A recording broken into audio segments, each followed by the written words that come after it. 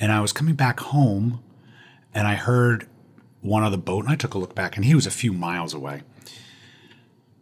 And I kept kayaking. And then I looked back, I heard him again, and he's on my track, and he's getting closer. And so I steered out of the way a little bit, and now he's getting really close to me. And I grabbed my handle, this big 8-foot paddle, and I start waving it, yelling, "Hey, hey!" And he doesn't move. He's on the same path. And I know I'm about to get hit. And part of me thinks it's a practical joke, but I know I'm going to get hit. And I think to myself, if I stay right here, this boat's going to hit me in the head and chest, and I'm going to die. And so I decide to roll out, and I said, I'll go under the boat. And I do. I roll and I push off. Unfortunately, it's like pushing on air. And I go under, and I make one big breaststroke pull. And I appreciate the Doppler effect because I can hear the engine getting louder as it gets closer. And then I get hit by the boat. And getting hit by a boat is like being tackled in football. Like a linebacker hits you, and it knocks the wind out of you. But then I got hit by the propellers.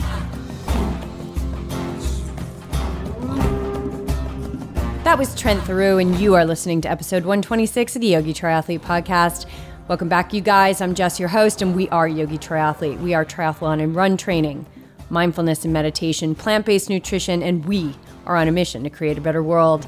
We're doing that by assisting people, those who are ready, because you gotta be ready, people. Those who are ready to raise their vibe and create their lives from a 10,000-foot view. We are teaching and guiding our athletes and clients to live from a place of presence, because this is the only place we are at full capacity. Meaning presence is the only place that you have full access to your best athletic performances, best parenting, friending, spousing. It's the place where all limits are lifted, if you are willing to train your mind, of course. Somewhere along the lines, our minds became the masters. And we at Yogi Triathlete, we are all about throwing down the topsy-turvy on that equation. It's happening. I've seen it in my own life. We are seeing it in our athletes, our meditation and nutrition clients, and for sure in the M21 revolution. Team YT is growing, and we have some spots available for triathlon and run coaching. So shoot us a message, and let's get started. Don't delay. I'm psyched to welcome Elisa to the team. Coach Beej will be assisting her in crushing Ironman 70.3 Coeur d'Alene in 2019. We know she's fired up to be getting some yoga on her training plan, and we're fired up to be her coaches after many years away from the sport. Elisa is so ready, and she's the perfect fit for Team YT. So many people are feeling the pull to wake up, and I believe it's incredibly important to follow that calling. You know, if there's one thing for certain, life will bring you to your knees, typically more than once. It's not bad luck. It's not that you can't get a break. It's because life will deliver the exact opportunity that you need to live your highest and best. And it's the how behind living through life's intensities that separates the untrained minds from the masters. For some of us, the motivation to change is quick. And for some, it's a slow burn of pain. For our guest today, it was an instantaneous and uninvited life change that left Trent paralyzed in a hospital bed. The unknown of his future ability to walk was his reality. So instead of sitting there and feeling bad for himself, he made a list. He made a list of all the things he would do in his life, everything from walking to completing an unprecedented swim event. In this episode, Trent and I dive into his story from the dark night on the water, when his entire life changed, to the outrageous and kind of comedic circumstances that he has faced during his not one, but 3 epic swim events. Trent is a vice president of finance, graduate school professor, author, endurance athlete, father, and activist for the spinal cord injury community. He was recognized in Sports Illustrated for his record 41-mile swim circumnavigating Aquidneck Island, and I might have had a little something to do with that event. We dive into it, and I think you guys are going to love this convo. Thank you so much for tuning in for my chat with a man who is only concerned with the coming attractions of his life and someone who leaves us with absolutely no valid excuses not to follow our dreams, Trent Theroux. So we're sitting here, and I'm looking out at gorgeous Narragansett Bay, and it's just like you could skip a penny all the way over to Cranston. You can. It's beautiful today. About 10 minutes ago, when the sun rises, you get fire on the windows across from you. So they look like they're on fire as it glows. The sun glows off in the morning. So it's really breathtaking. Nice way to go out and have breakfast. Oh, it's so gorgeous. Is that what you did? You had breakfast I did, outside yes. today? Yeah, this is a gorgeous spot, you guys. And thank you so much. We had been in touch a couple weeks ago, actually maybe about a month ago, right before your Back to Britain event. And we're going to get into that whole story.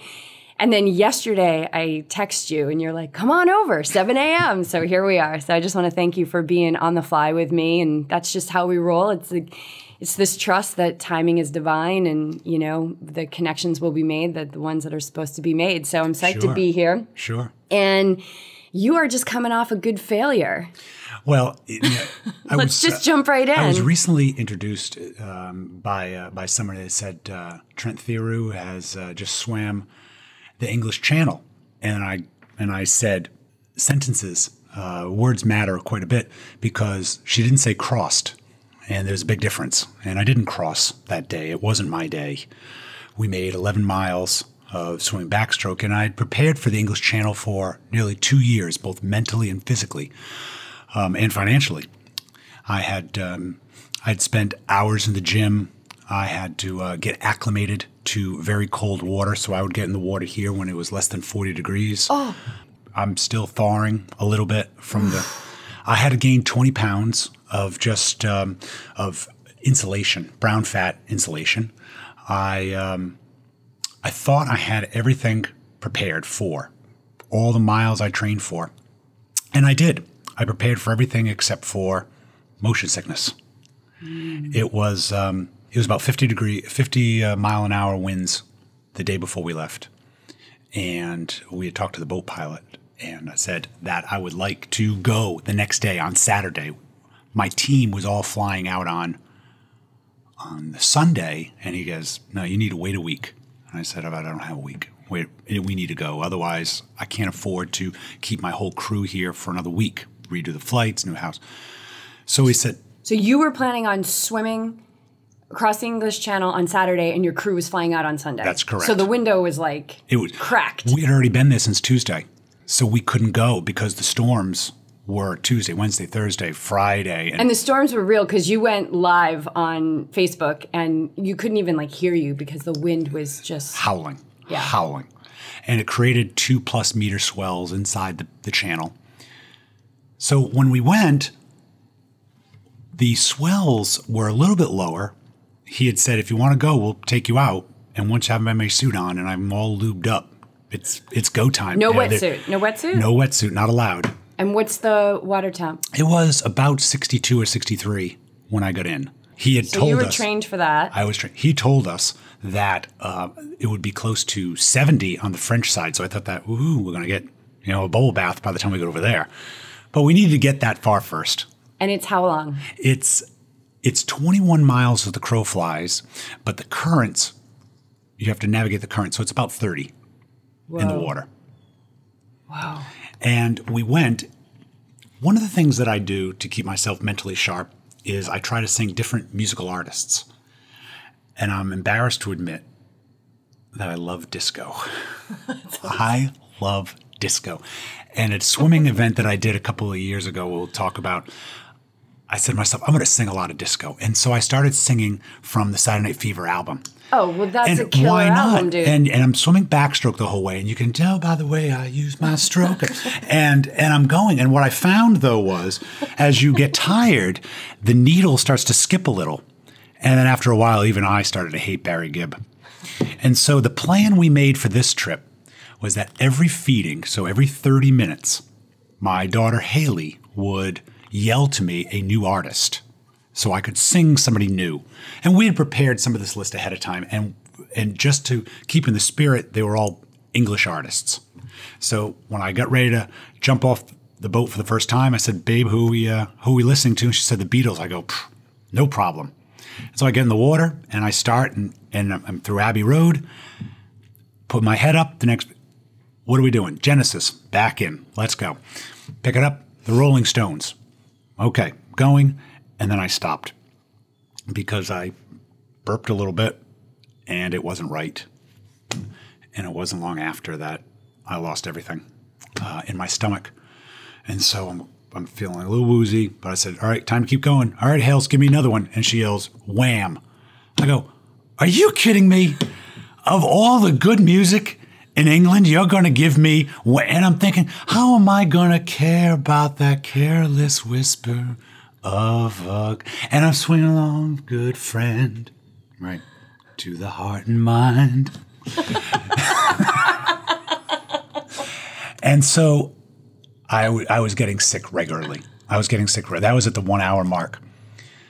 At 2.5 hours, they tried to give me some tea, and it just touched my lips and came back up. At the 3.5 hour mark, I tried to take water. They go, you want a Dramamine? I might be a little late for that now. I'm happy to take water. I tried to take water, and I couldn't. And so I went to the captain and I said, I could probably swim 2 more hours, but if I can't take any food in, it's like I've already run a marathon with no nutrition.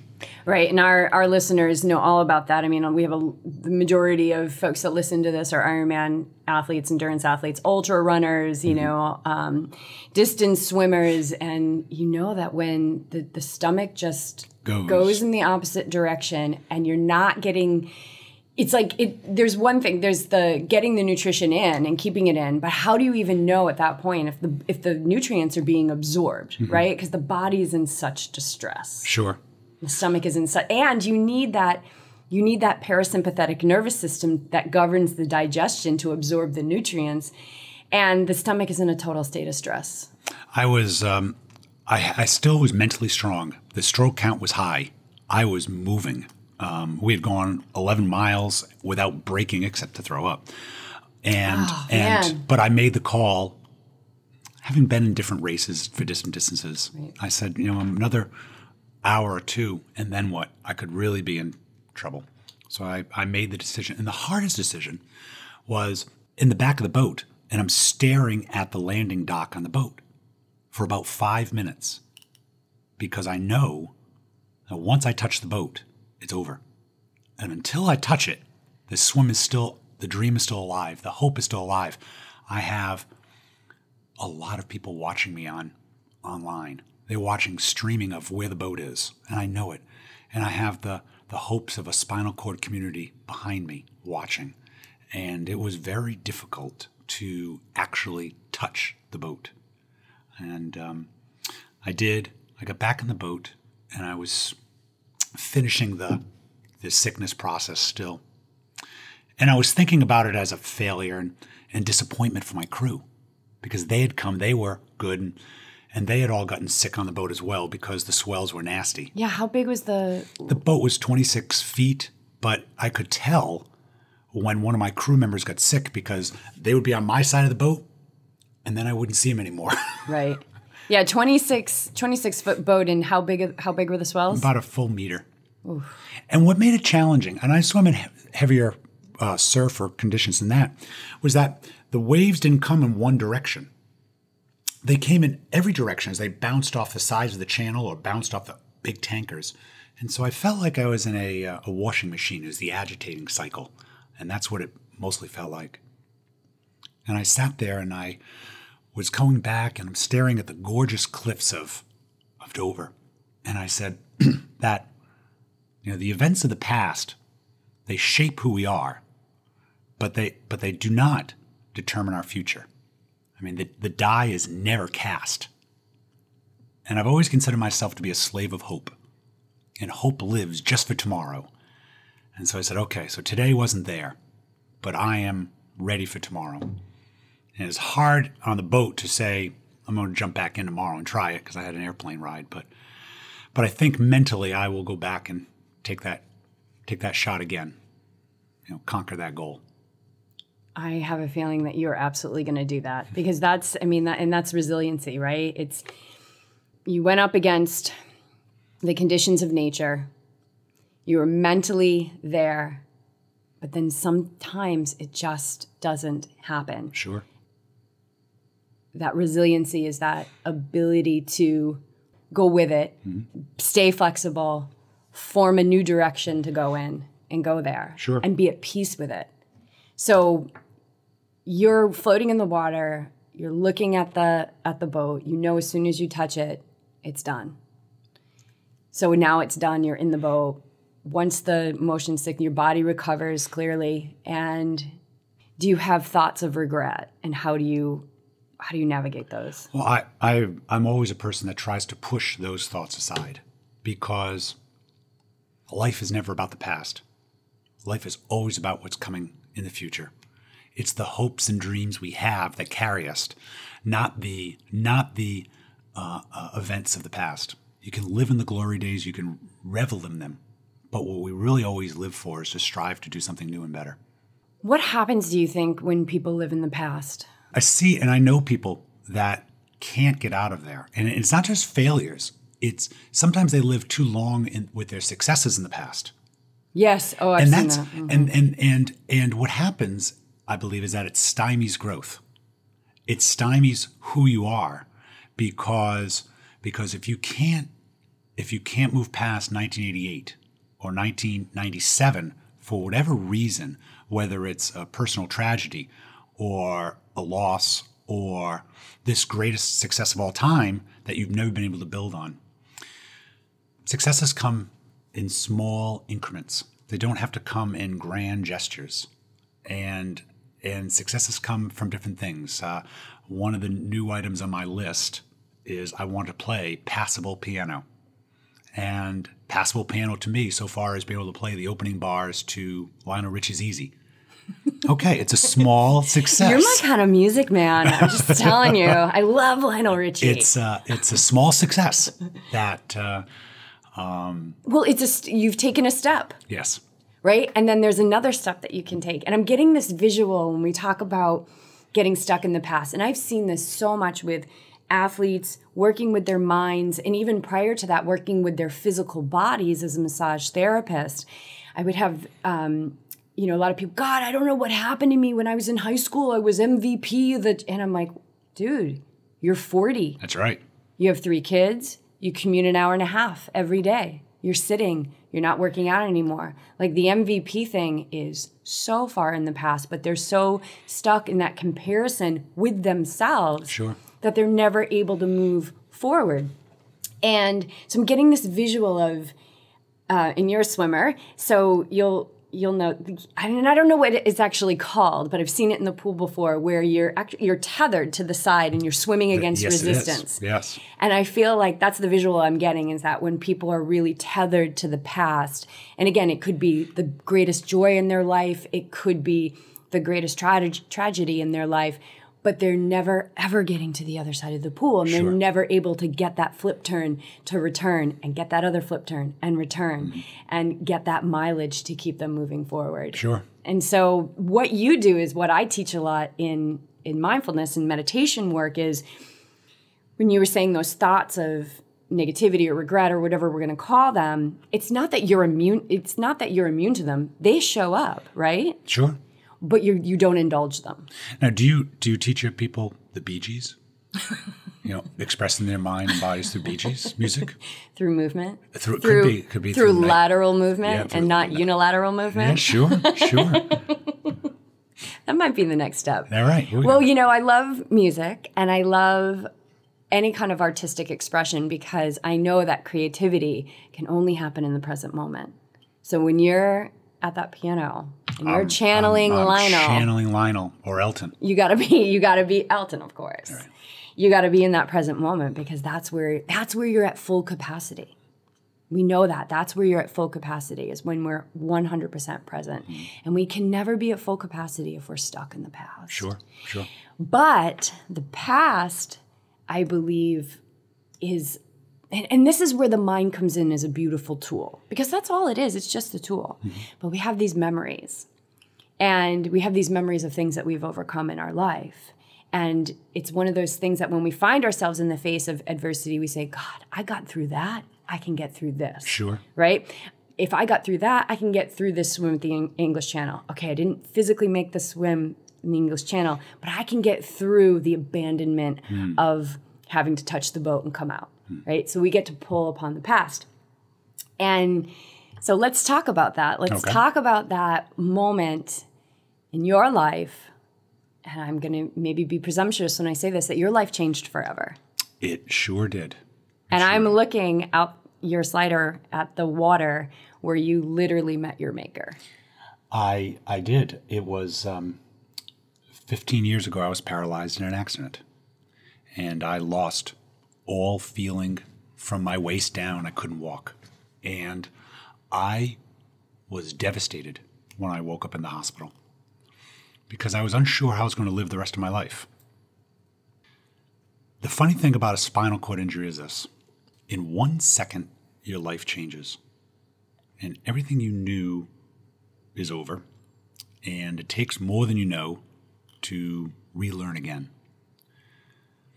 I was coming home from work on a Monday night, September 23rd, and I'd gotten home at about 8:30, and I had a long, frustrating day at the office, and I didn't get to work out in the morning. I used to play basketball back then, and I wanted to go kayak, and we live right behind us is a cove, so I'd put the kayak in, and it was a gorgeous full moon night, and I went out kayaking, and the only boat I saw was it was glass like this we're seeing now, and the only boat I saw as a kayaker goes by, it's literally, hopefully it's not going to happen again, right. But there's a kayaker going by right now. And I saw the Newport to Providence ferry go by, and I was coming back home, and I heard one other boat, and I took a look back, and he was a few miles away. And I kept kayaking, and then I looked back, I heard him again, and he's on my track, and he's getting closer. And so I steered out of the way a little bit, and now he's getting really close to me. And I grabbed my handle, this big 8-foot paddle, and I start waving it, yelling, "Hey, hey!" And he doesn't move. He's on the same path. And I know I'm about to get hit. And part of me thinks it's a practical joke, but I know I'm going to get hit.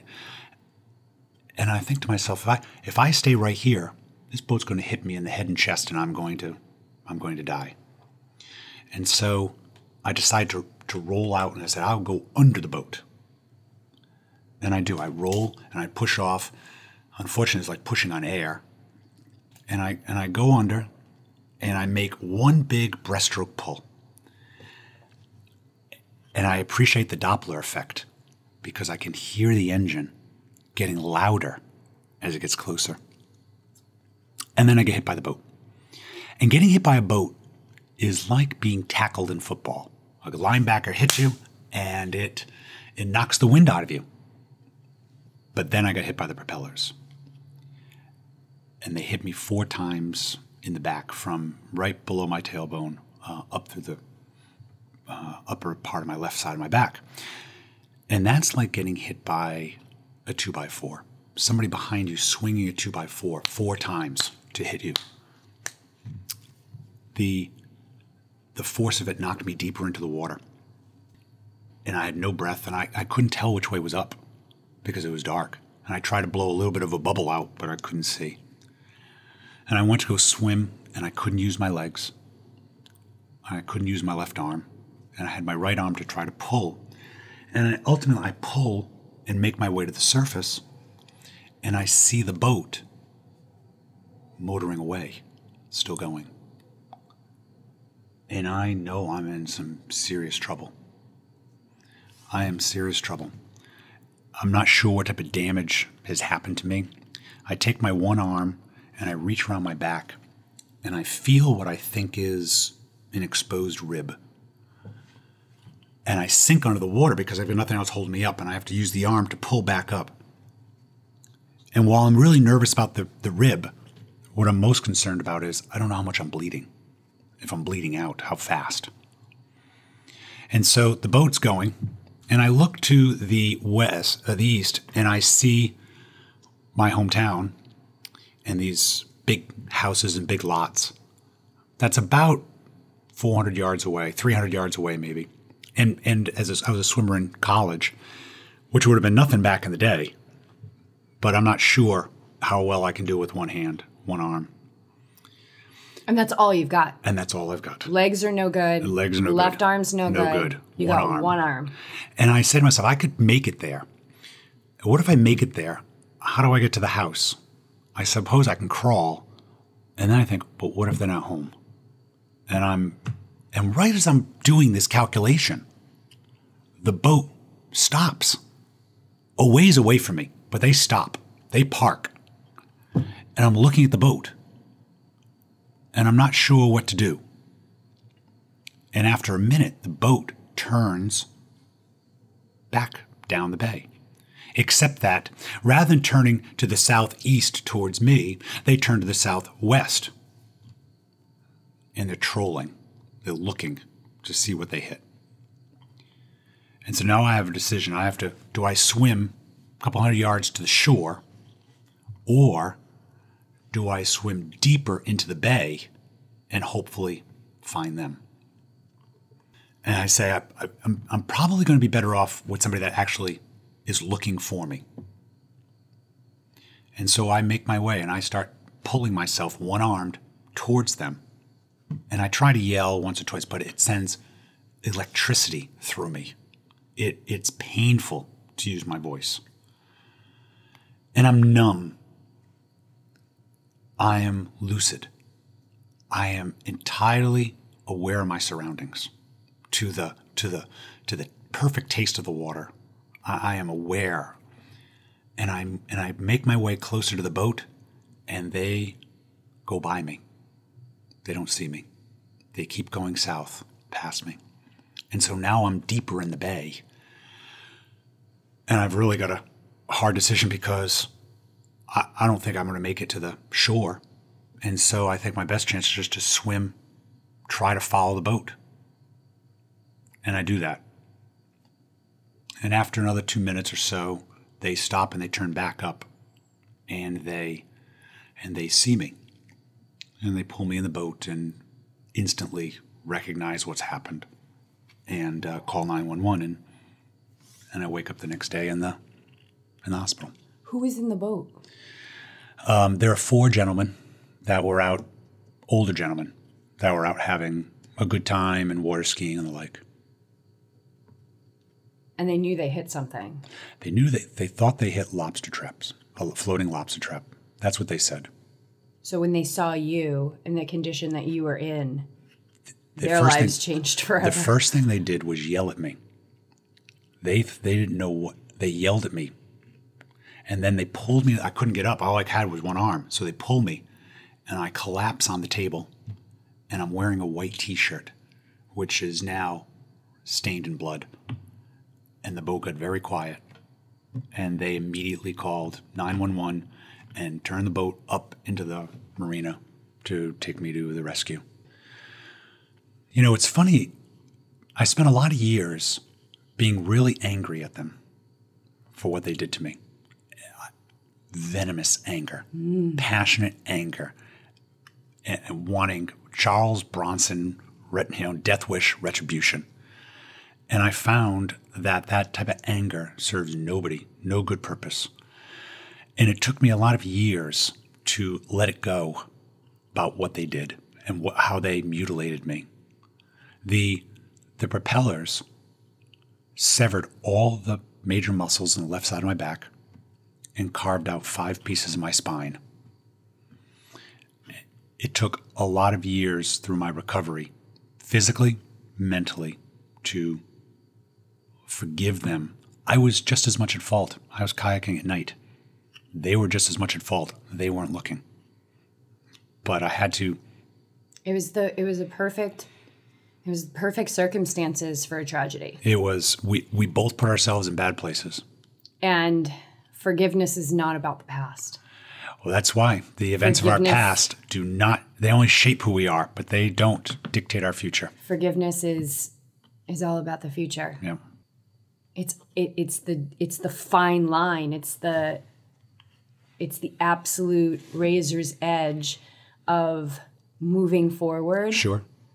Or moving backwards. Sure. Because there's no stasis in this life. I don't believe there's any stasis. We're either living or we're dying. We're progressing or we're regressing. And, you know, as an athlete, as both of us as athletes, you know, we hear from athletes that come to us that I've plateaued. I'm not making any progress. And one of the first things we talk about is you're not plateaued. you're moving backwards. There is no plateau. Mm-hmm. And so if you weren't able to let that go, you would be a very, very different person. I would be a very different person. I would be. You're correct. And it's hard to do. Forgiveness is so hard. Hard to do. Right? Because we've got this thing that we are subject to as humans, and it's called the ego. And the ego is that force that wants to keep us in dissatisfaction. It's that finger pointing. And we see a lot of finger pointing in this society. And I call it like the small self. And the small self is the finger pointer. Mm-hmm. You did this to me. You did this to me. Without a higher vision of, this happened for me. Right. Right? Not why me, but why not me? And that ego is, its existence in your life is dependent on you being either the victim or the victimizer, the one who something happened to, or the one who's done something to, the winner or the loser, right? It's the separation. Sure. I'm very in tune when I listen to folks talk about a bad situation they had that day, and they will mimic a person's voice. So I had to tell him, and it's funny. In everybody's minds, they were right. They will turn the story so that they're right, and they were able to tell the other person how they were wrong. And that was very challenging for me to go the other direction with that. It took a lot of years and a lot of soul searching and tears to get to that point. Mm-hmm. But I firmly believe now that some of the best events that happened to me, some of the best friends that I've made, some of the best accomplishments, the best accomplishments have happened all because I was paralyzed in a hospital bed.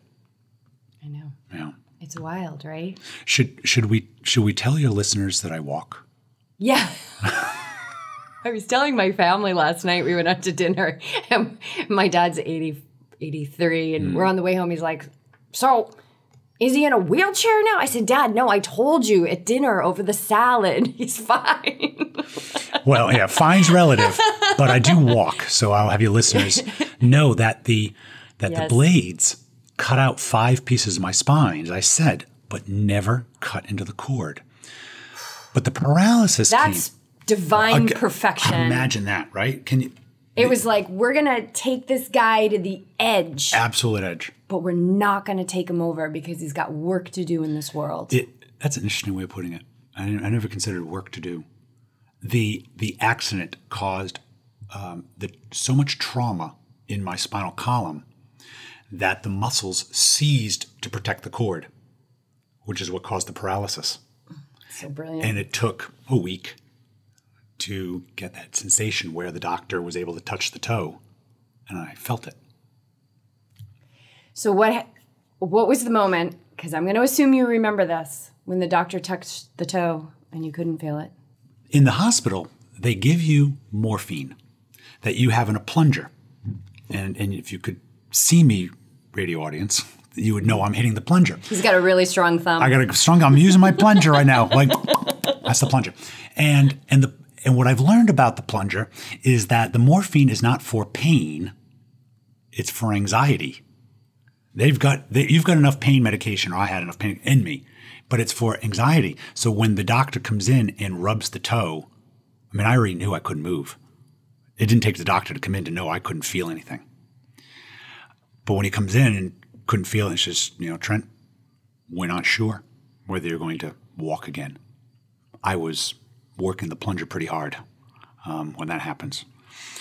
Or when your mother-in-law comes in the room. And on any given day. And wants to know how you're going to support her daughter now. I was working the plunger pretty darn good then, too. She just got down to brass tacks. She got real quick to it. She's like, listen, I know you got cut up by a propeller. I know you can't walk, so let's just talk about... Let's talk about the paycheck. So when I was, the day after that, so the second day in the hospital, and I came to the grips that I may be paralyzed, I did one of the greatest things I ever did in my life. And I created what I called then the list, a list of things I was going to do in my life. Now, some people call these bucket lists, right? Things you're going to do. And I don't like that because a bucket list implies you're going to kick the bucket and die. And these are things I wanted to do because I was going to live. Right. You couldn't afford to be thinking about dying. Right. So I call them coming attractions, like my movie previews. And so number one coming attraction was walk. I thought that was a good start. Yeah, it was a good start. Climb a flight of stairs, lift my children, go to work again, have sex with my wife, go see the Red Sox. And then basics. Then I got exotic. I said, I want to run a marathon. I want to climb a skyscraper. I want to do the Ironman. And I want to do a swim. And I wasn't really sure. I wrote the channel, but I wasn't sure. But I wanted to do an unprecedented swim. And I have that list. And I've lived by that list. And I was able to accomplish the first 9 on that list, rather in the 4 years after I got out of the hospital. Though some took longer than others, like number 5, being with my wife. That was a little longer than I was hoping, in the progression of things. Like, when's number 5 going to come in? Well, because everybody wants to know about number 5, Trent. And I'm telling you, it is well publicized that you are a passionate lover. According to well-placed sources, I'll take 1 minute. So it had been several months after the accident, and I was a Saturday night, and I was feeling a little itchy. And so with a couple of margaritas, I thought I would help the situation. I'd cover both number 2, climb a flight of stairs, and number 5 at the same time. And so I said, hey, honey, what do you say that's exactly how I talked. Let's scratch off number 2 and number 5. And she said, no. I said, no? What do you mean, no? I got it. And she says, I'm afraid I'm going to break you. And I'm thinking, well, I'm glad one of us thinks of the Bronco in this relationship. And so I said, come on, serious? She goes, no, I'm serious. I said, I'm afraid I'm going to hurt you. Well, what are you going to do? And I said, well, you need, permission from your doctor. I said, what? And she goes, yes. I said, but I don't have an appointment for 3 weeks. She says, okay, well, we'll wait.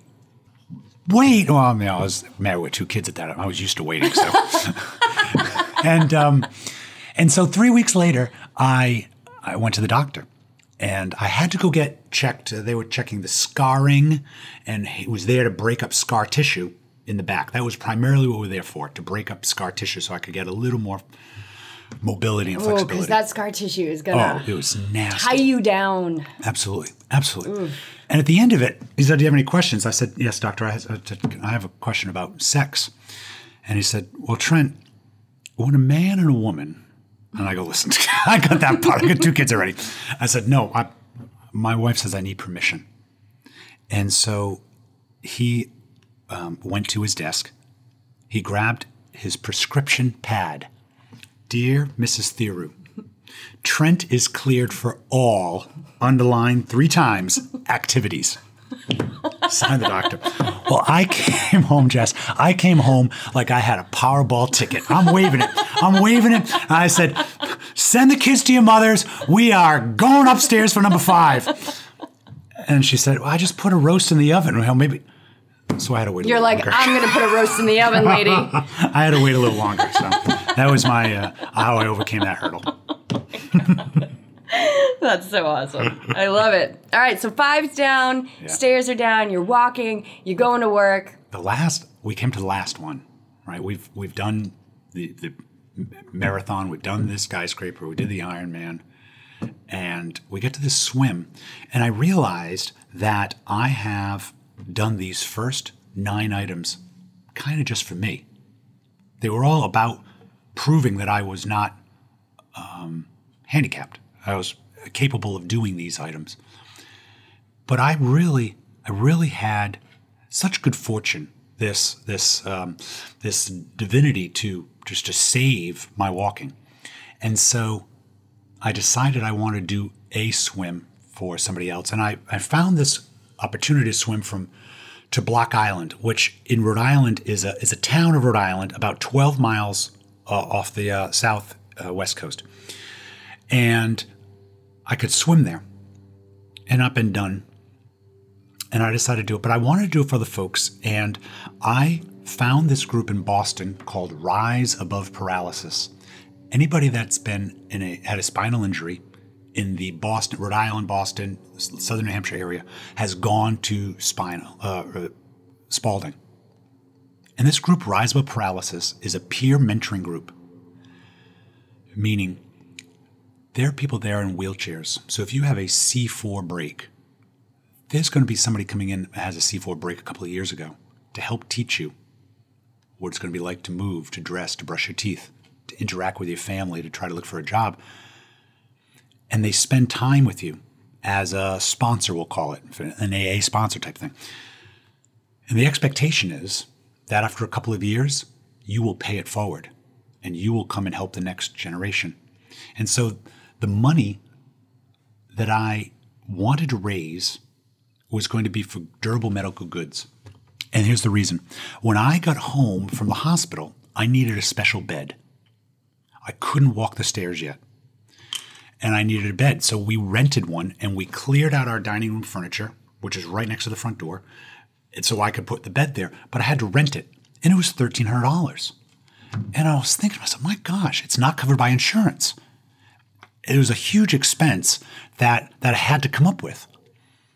And after these years went by, I thought about that expense. I said, there are people that have this same accident, that their life changed in a second, and different than, and I'm not trying to denigrate something like a cancer, but where cancer you have months to get acclimated to and testing. In a spinal cord, it's tomorrow that you have to deal with everything. And so these people that may have been machinists or school teachers or children that have to go get this equipment. And I decided I wanted to create a foundation to raise funds for them. And I would use this swim there to Block Island.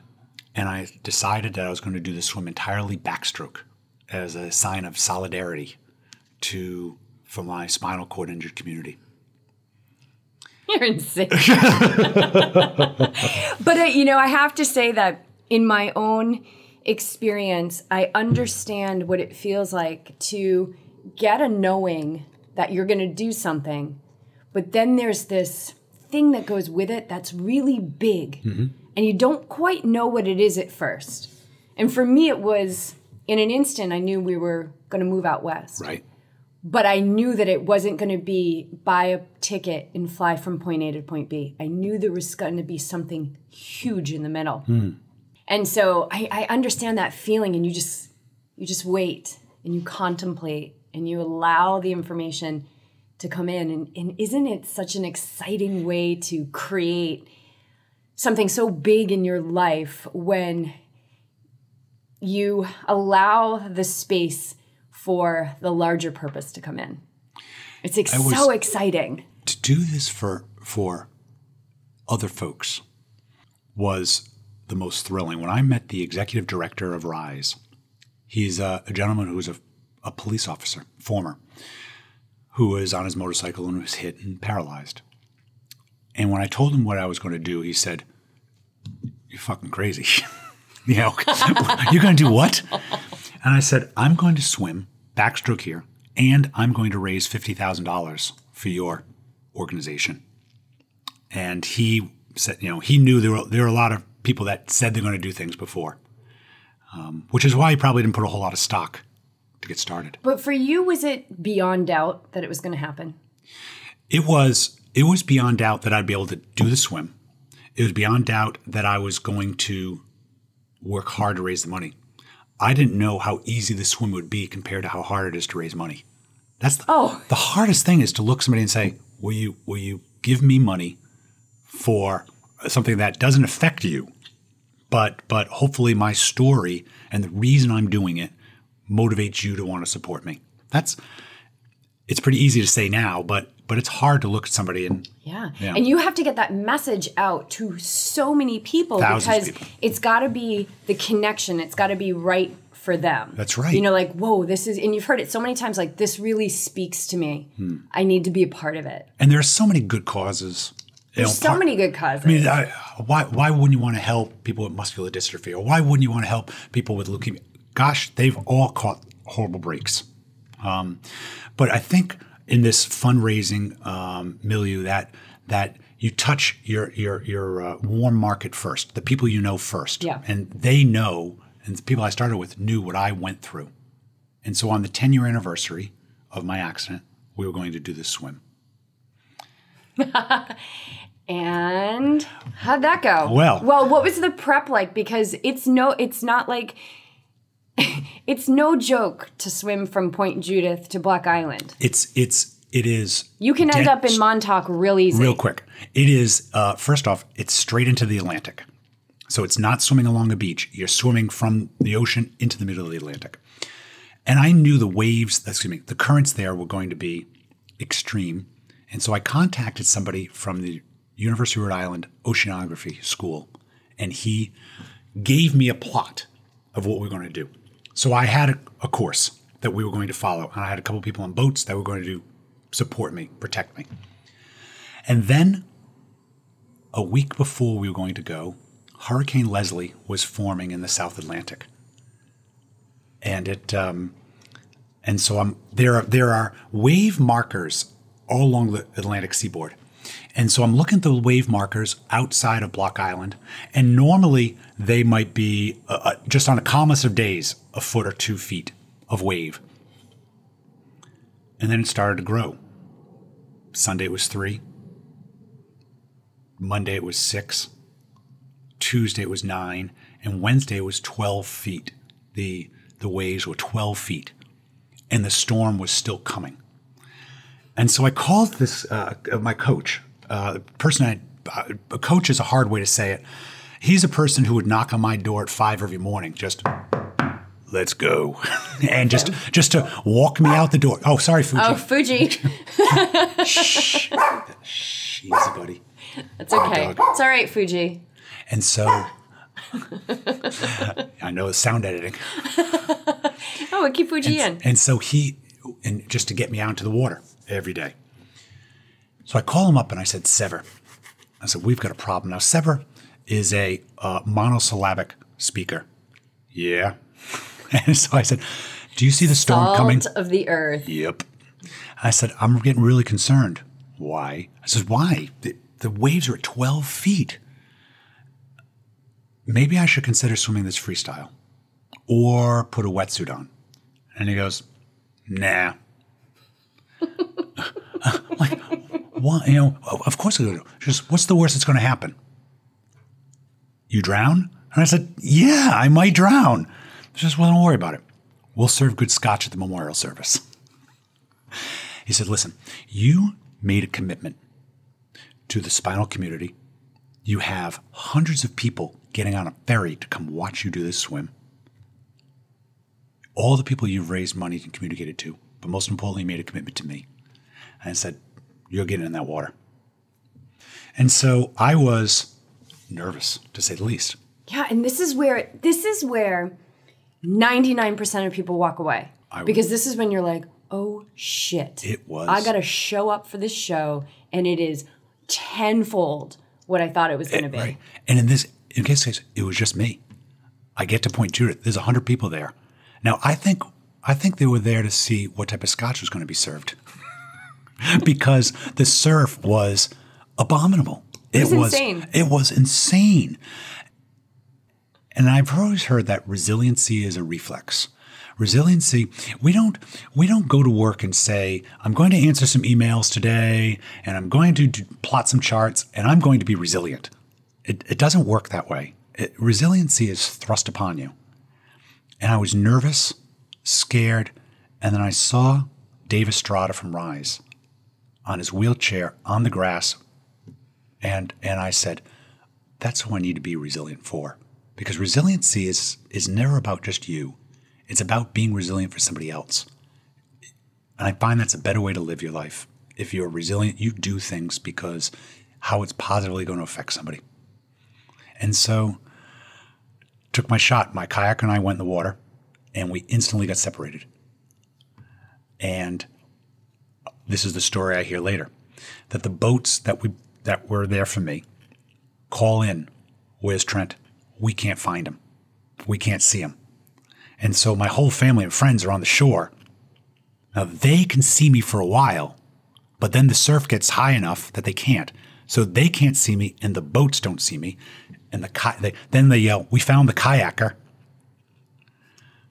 I went for 45 minutes, and I'm scared because I have no idea where people are, and hoping I'm just fixing on where the sun is as the triangulation to the direction I have to go. So you've been given an opportunity to basically relive your worst nightmare. Yes, horribly. There's one other item that we missed. 2 days before the swim, I get a text from the oceanographer. And the subject of the text line is, "I fucked up." And I look at the subject line at work, and I'm thinking, oh boy, what more is there? Because I'm already thinking about the scotch they're going to be serving. And he writes to me, he says, "Trent, we made a mistake. We miscalculated. We miscalculated the tide. You're not going to make the course. The water is going to be moving at you faster than you can swim. And so we had to make another change. Just why don't you leave 6 hours later?" Can't. We've got all these people here. So we made the night before change course. And so I had to keep that in my mind of changing the triangulation points in my head. But you're relying pretty heavily on your crew to make sure that you're going in the right direction. Exactly right. You know the outline. They have the GPS marker for when we need to move, at what time we have to be and what time where we have to move to adjust for the changing tide. Because it's not a tide that comes straight at you or straight away from you. It's a tide that comes and turns and very almost like a parabola around the island. So you can be on one side of the island and the tide can quickly sweep you to the other side and you miss. Instead of reaching Block Island, you reach Long Island. We get to the edge of the shore and we're almost there. We only make the North Lighthouse, which is the last point, by about 150 yards. And I flip over, getting ready to get out, and the tide is so strong, it's pulling us towards this North Lighthouse. And it's big rocks on the bottoms, and big, I mean like baseball-sized rocks. And so I reach down, I grab the rocks to stop myself from getting pulled. And Sever, who decided to come in and swim the last section with me, grabs me and steadies me. And somebody took this great picture of me in the water, look like I'm being pulled, and Sever steadying me. And I said, this is the most amazing picture of, teamwork, of one person helping another. And there's a secret about that picture that I don't talk about too often. But in English Channel swimming, you're allowed a cap, you're allowed goggles, you're allowed bathing suit, just a short one, grease or something like that. You can't touch the boat, and nobody can touch you until you're 2 feet out of the water. And so for as good as this swim was, that moment he grabbed me means the swim didn't officially count as a recognized swim. And again, when I saw the picture, I realized it, and I accepted it pretty quickly. I said, I would much rather have my friend holding me in that picture than whatever it means to be the only person to successfully swim backstroke to, because it's not recorded that way. Yeah, and when I look at the overarching motivator that got you moving that day, it was you being in service of a greater good. Yes.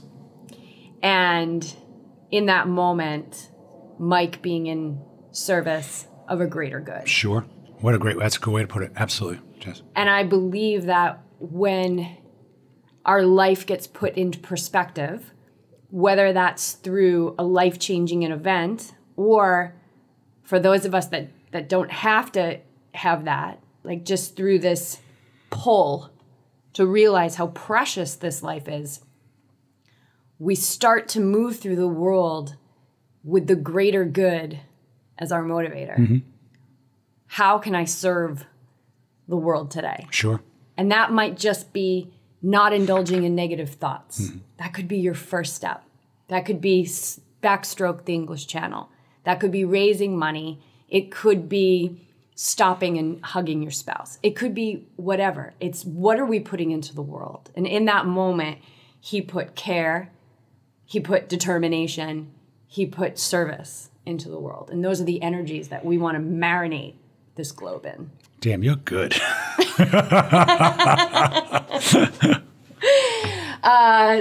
Okay. Can we talk about you swimming with me? Yes. Okay. So, oh my God. And you're so kind. That was really, really kind how you just put that, swimming with you. So you and I were on a radio show. Gosh, I guess this was 2015 because that's when you did back. So the Block Island swim was back to block. Back to block in 2012. In 2012. And then 2015, because this was right before I had the epiphany that we were moving. And 2015 was back to Newport. It was, yeah. So to give people an understanding that don't understand Newport is where BJ and I used to live. And it is one of 3 towns on an island called Aquidneck Island. And back to Newport was the event that you were now going to raise money for Rise, and you were going to swim, you were going to circumnavigate the island, 40 plus miles. Correct.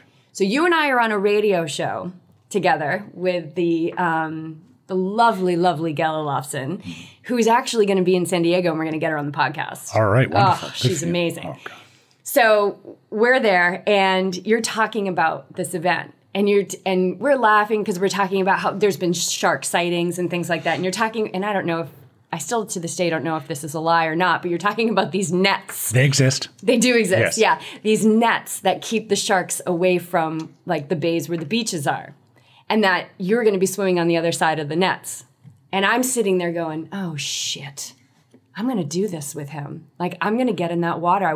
How can I serve? In that moment, I'm thinking, how can I serve this greater good? Okay, I can make a donation, but I can also show up. And it scared the hell out of me. It scared the hell out of me. You know, at that point, I had been, an Ironman triathlete, multi-time, and, you would think, well, she's not scared of anything. I was so frightened in that moment. And that was probably like, I don't know, maybe May or June. And the event was set for September. Correct, yeah. Yeah. So it's coming and you're raising the money. And I'm telling BJ, I'm like, I committed on it. And he's like, it's okay. You don't have to do it. I'm like, no, I committed. I said I was going to do this. I'm showing up. Right. I'm showing up. So that morning, I show up to Fort Adams. And I'm scared to death, and I'm all by myself. I don't know where BJ was. He must have been on a long ride or something, right? The life of a triathlon couple.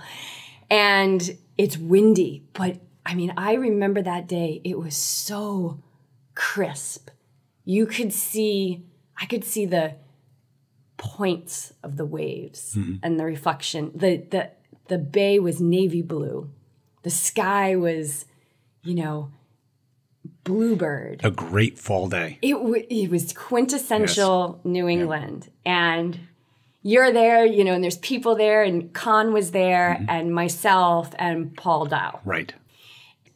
I'm thinking, I am, got all these thoughts of, there's no way. Trent's going to swim 40 plus miles today. There's no way I can swim. And I'm like, not indulging in those thoughts. And I remember even being in my wetsuit doing a headstand. Just being in a headstand to channel in this is when Yogi Triathlete was really like in its infancy, but channeling in that science of the mind, that yoga, and just merging those two worlds together of I can do this. I'm not my body, right? So, and I don't want to take away from your experience that day, but we hopped in the water jumped right into the East Passage. Yeah, the East Passage of Narragansett Bay. Narragansett Bay. And swam around Castle Hill. But we got in, and you and Con were gone. You guys were off. And I'm thinking, I can hold a 120 pace at that point. You were at a 1 minute pace, per 100. And I had this moment where I realized, so it's choppy, and I haven't swam like in rough water like this, but I'm willing to get to the other side of whatever this fear is, because I know that that's where my freedom lies. And I quickly realized that the boats are concerned with you, not with me. And Paul Dow is just in front of me, not too far. But then he kind of all of a sudden I look and he's next to me. And my world just shifted. I was like, all right, Paul and I are in this together. Right. Like, let's just swim together. And I could see you guys up ahead. And then a kayaker came back and was like, all right, we got you guys in our view and everything like that. And we swam, pretty much as far as we could. How are the views from the water on that side? It was magnificent. Very few people get to swim. There was tears in my eyes, because here I am swimming and I'm looking at the lawn of Castle Hill, which is stunning. It's just stunning. It's so breathtaking. And I'm in the water experiencing what very few people will ever experience. And so I don't know how far I got that day, maybe a mile and a half. I thought it was more like 30. Yeah, it was about 30 miles. Thank you, Trent. And it was spectacular. So I owe you a big thank you, because that was an experience that one that I look back on and I think, yeah, I can swim in this water. Wow. I can swim in this chop. I can do this, because that was deep. We got it's huge. It's so deep. It was as black as you could ever imagine looking down. But that experience was it was simply amazing. So thank God you had other people besides me and Paul that day that jumped in and helped you swim. But what time did we start? Around 7? 7 o'clock. 7 o'clock. Right, just after 7, yeah. And how was that day as far as like chop and planning versus experience? But before I get there, I have you memorialized in something. do? Well, somebody did it for me. Trent. I'm just going to permit me a second. Love this. Memorialized.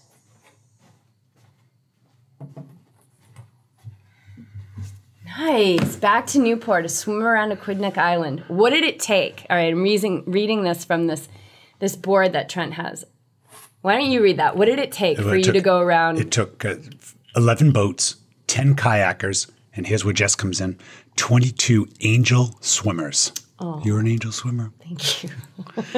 I almost became an angel. 12 menu items. So on my feeding list was eggs, potatoes, raisinets, fruit snacks, grapes, peanut butter sandwiches, avocado sandwiches, which don't work too well in the water. Oh, there's a lot of fat in the avocado. Well, you want the fat. I want the fat, but it's hard. It broke apart. Yeah, the avocados slip out. Yeah. They're slippery suckers. Honey roasted peanuts, cashews, raspberries, Power Bar, Gatorade, water, beer. I went through 32 ounces of scope. There were 4 bridges that I passed under.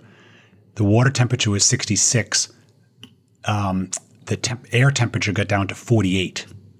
There were 2 pods of baby jellyfish that we had to go through. There was a barge. One of us had to give, me or the barge. I let the barge go. Yeah, that's a good idea. I swam around. Based on past experience. Yeah, right. I burned through about 10,000 calories that day. And what time? You started at 7:05? 7:05, and we finished at 11:25. And how many miles did you swim? 41.5 miles. And how many times did you touch the boat? 0. And legitimate. What was the one thing you had on your face at the end? I had a huge smile. We got to the dock at the end in Bowen's Wharf. At the finish, we just swam under the Goat Island Bridge. And I don't know if anybody ever has done this before, swim under that bridge. But so I swim under it, and it's 11:30 at night. And I'm with my kayaker, I'm with an angel swimmer, and I said, let's just stop here. We can see the dock. We can see the people amassing there. People had come out of the bars because we had radio contact. They knew who we were. And just imagine it. The Newporters. It's almost midnight. It's almost midnight. There's a guy swimming. That's right. So the bars. So this dock is, and so we're looking at the beautiful lights of this one of America's first towns, and thinking just how gorgeous it is. We swim the last few hundred yards in, get to the dock, and I just rip myself up onto the deck. And somebody says, "Trent, how you feeling?" I said, "Thirsty. Let's go get a beer." We went and closed the bar. It was all 11:30. We closed the bar at 2. I was just feeling revved up, ready for more. That was an amazing day. It was very, very exciting for, and the island is small, right? Everybody pretty much knows everybody. So word got around pretty quick with what you were doing. And I remember they went live, I think Facebook, I guess, or they posted a video of you coming out of the water and just the celebration down there in the pitch dark. You're swimming in the pitch dark because you get in at just under 11:30. You've been swimming in the dark for quite some time. Right. Sunset was 6:45. Right. And what was fortunate for us that night is we had a super moon. It was full moon and clear. And so we had this on my left hand breathing side. We were able to see that what a beautiful guiding light that was, versus having no. That same moon that was out that night. That's exactly the way I thought about it. It's the same way I thought about it.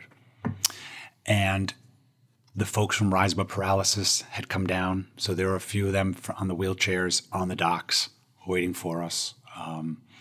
It was very touching to do that again. And the reason I went to do the Back to Newport was just the positive response that I had from my community for doing Back to Block, that I felt I could do more. And we raised another $50,000 and a couple of vehicles for people with disabilities. So they're adaptable vehicles. And it worked out wonderfully. The lives that you have touched because yours changed forever in an instant is, I think that is the summation of the beauty of this plan of life that we're not always privy to. I do these items because I got out of the wheelchair, and I do it for the people that can't or won't get out of the wheelchair. And that's why I went and did Back to Britain as well, to raise funds, to raise awareness. But I have to say now, that was my last. I can't take the pressures of being in that spotlight or being in that raising the money or asking, and take its toll. So do you feel like you've come to completion with it? I think I have. I think I've raised almost $150,000. That foundation will last for more than 10 years. Because of the money you've raised. Right. Where people put grants in for $2,500, up to $2,500 for a different mattress. We gave a mattress away. We give handrails. We give adaptive toilets, adaptive showers, things that are not covered by medical insurance.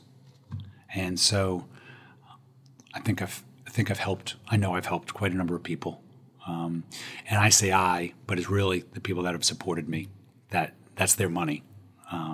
I just helped funnel it and channel it to these folks that in my mind, really need a break. So it's completion of that piece, but your work still continues because of the time that you've shared with me and the 1,000 or so people that are going to be touched by this conversation. Oh, well, that's around the world. That's absolutely wonderful. And the speaking that you do, I do that, and I'm working towards completion of my second book. My first book was Filet to Finish. It's perfect. Love it.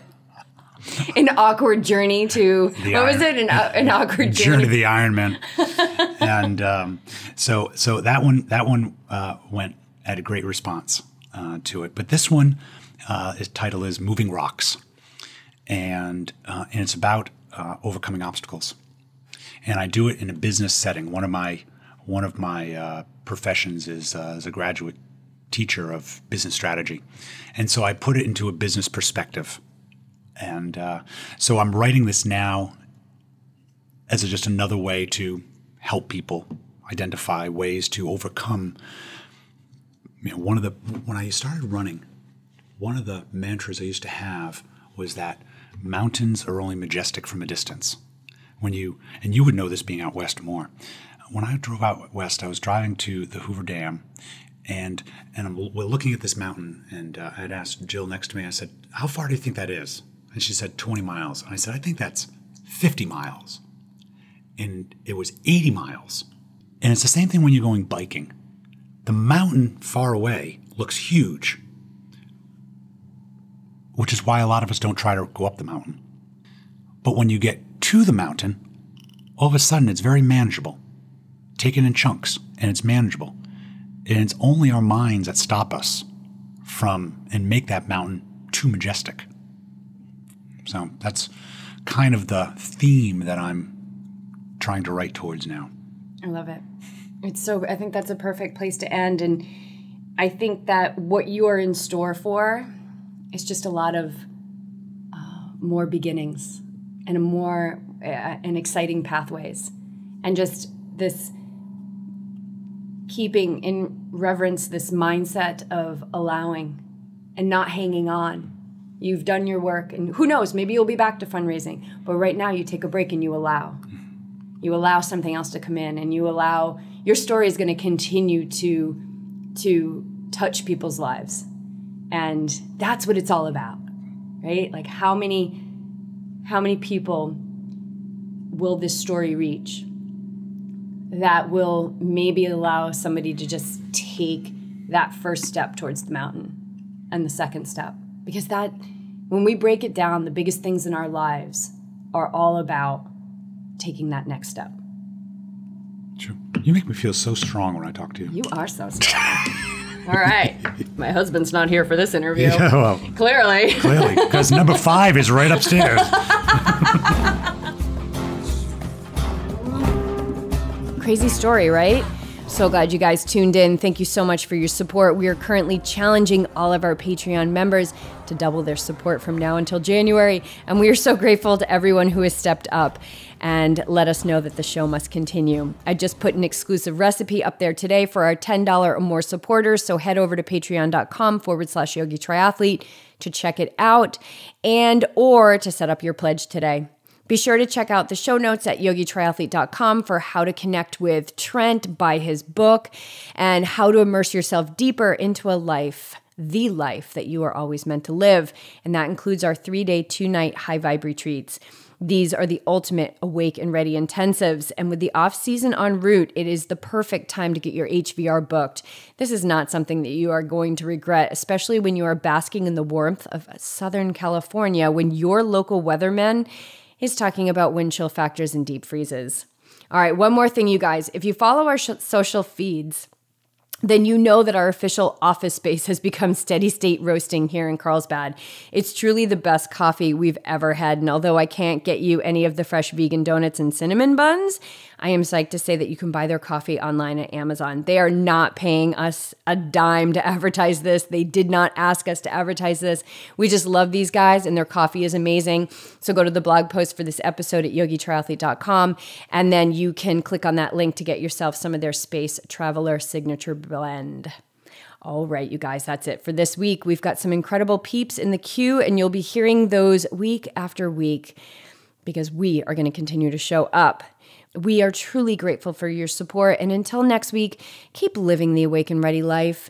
Deepen your relationship with the very instant of life you are living, because as we were reminded in this episode today, it can all change in an instant. Be grateful for your amazing body, no matter how many limbs you have, no matter how fast your paces are, no matter how your skinny jeans feel, no matter what's going on in that mind of yours. Take a breath and get in touch with the very moment of this precious life that you are living, and know that this very moment is the only place where your full potential lies.